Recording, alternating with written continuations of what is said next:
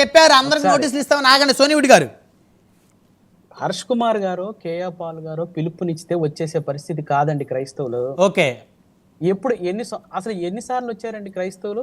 నాకు తెలిసి నేను పుట్టిన తర్వాత ఇది ఫస్ట్. నాకు 45 సంవత్సరాలండి.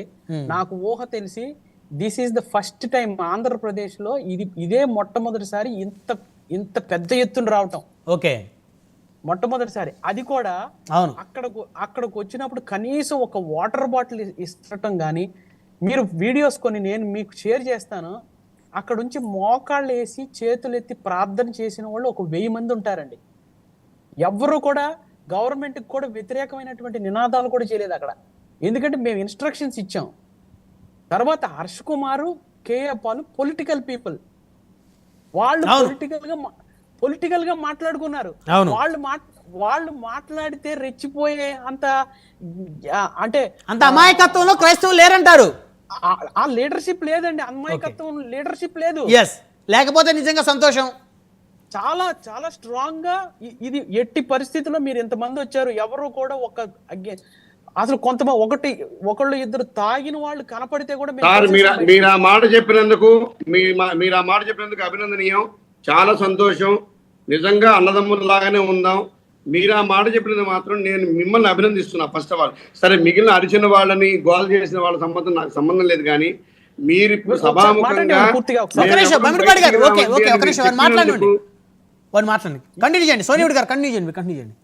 ఇప్పుడు ఏదైతే అన్కాన్స్టిట్యూషనల్ టెర్మినాలజీ పాస్టర్స్ నుంచి వాడారో, మేము పాస్టర్స్ జేఏసీ తరపున వాళ్ళందరినీ కూడా గద్దించాం. ఓకే.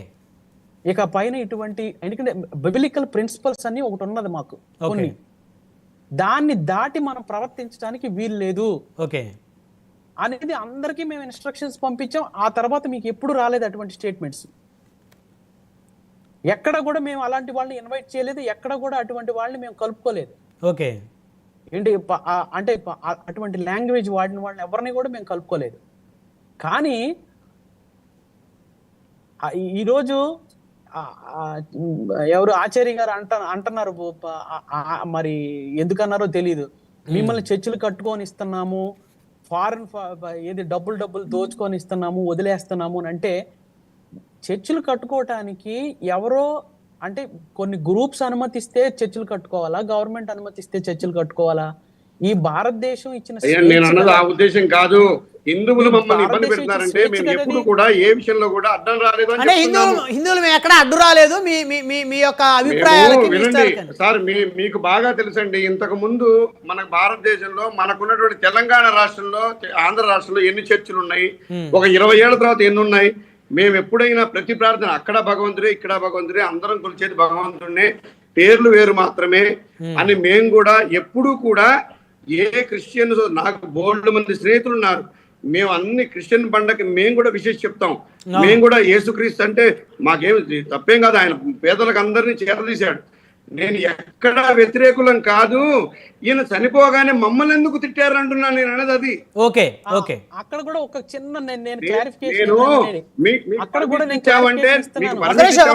మీరు అడిగారు కదా బమిడిపాటి గారు, వారిని చెప్పనండి. మీరు అడిగారు కదా అందరూ సమానంగా మాట్లాడాలి, సమయం తక్కువ ఉంది, 1 by 1 మాట్లాడుతున్నారు. మరి ఎందుకు ఒకతను చనిపోగానే మమ్మల్ని ఎందుకు చంపుతామని ఆగండి, వారు చెప్తానంటున్నారు. వారు చెప్తా క్లారిఫికేషన్ ఇస్తా అన్నారు. ఆగండి, వినండి క్లారిఫికేషన్. సోనివిడి గారు లేదండి, ఒకళ్ళు ఇద్దరు అన్నది తీసుకోమాకండి. అందుకే నేనేమంటున్నానంటే, ఇప్పుడు సోనివిడి గారు ఒక్క నిమిషం, ఒక మాట. ఇవాళ మీరు ఇంత శాంతంగా మాట్లాడిన మాటకి ఎంత విలువ ఉందో నాకు తెలియదు. కానీ ఆనాడు ఆయన చంపుతాం నరుకుతాం అన్నదానికి ఉద్రేకంలో, ఆవేశంలో ఉన్న ఎంతో మంది క్రిస్టియన్ సోదరులు, కొంతమంది పిల్లలు, ఆయన ఎవరో పాస్టర్ అజయ్ గారంట, తర్వాత బెన్నిలింగం గారు, వీళ్ళందరూ విద్వేషాలు రెచ్చగొట్టే విధంగా మాట్లాడారు. సరే, కేఏ పాల్ గారు, హర్ష కుమార్ గారు అంటే పొలిటికల్ పీపుల్ అని మీరే అన్నారు. కానీ వీళ్ళు అవును, ఇప్పుడు యువత మాట్లాడడం బాధాకరం. చంపుదామంటే ప్రభావితం అవుతుందా లేదా? అవుతుంది. చాలా సంతోషం. క్రిస్టియన్ కమ్యూనిటీలో చంపుతాము నరుకుతామంటే ఎట్టి పరిస్థితుల్లో ప్రభావితం అవ్వదు. నేను గ్యారంటీ ఇస్తా. ఆ రోజు అక్కడ నిలబడే వాళ్ళంతా అరిచారు సార్, జై జై అని అరిచారు సార్ ఆ రోజు. ఏమండి, ఎట్టి పరిస్థితుల్లో క్రిస్టియన్ కమ్యూనిటీ నుంచి అటువంటి ప్రసక్తే లేదు. ప్రాణాలు పోగొట్టుకోవడానికి రెడీ అవుతారు. కానీ ప్రాణాలు తీసే బోధ చర్చిలో ఎప్పుడు జరగదు. రైట్, సమయం లేదండి, సమయం లేదు, మన సబ్జెక్ట్ డివేట్ అవ్వకూడదు. దయచేసి సోనివుడి గారు ఫైనల్గా ఒక కంక్లూజన్ ఇవ్వండి. పాస్టర్ ప్రవీణ్ పగడాల గారిని ఎవరూ చంపలేదు, ఆయనది యాక్సిడెంట్ అని చెప్పేసి ఇప్పుడు క్రిస్టియన్ సమాజం అంతా కూడా యాక్సెప్ట్ చేస్తుందా లేదా? నేను ఐజీ గారు ప్రెస్ మీట్ తోటి ఒకటి లేదా క్రిస్టియన్ సమాజం 100 రూపాయలు చేయాలండి బ్రహ్మనాయుడు గారు. 100 రూపాయలు ఎవరి కోసం చేస్తారండి? 100 రూపాయలు చేస్తారు.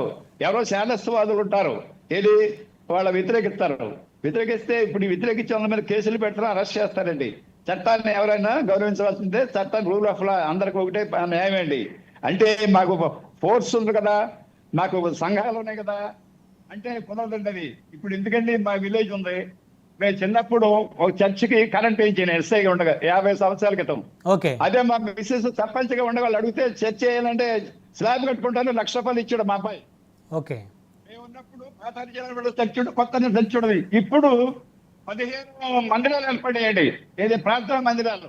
అందరూ పుస్తకం పెట్టుకునేది, ప్రచారం చేసేది, మొత్తం మార్చేసేది, అది జరుగుతుంది ప్రస్తుతం. ఓకే, ఓకే, ఒక్క నిమిషం. అది ఆ అంశం తర్వాత డిస్కస్ అంశం సపరేట్ అంశం. ఆ అంశం వద్దండి. ఇప్పుడు మతాలు మారుస్తున్నారు అంటే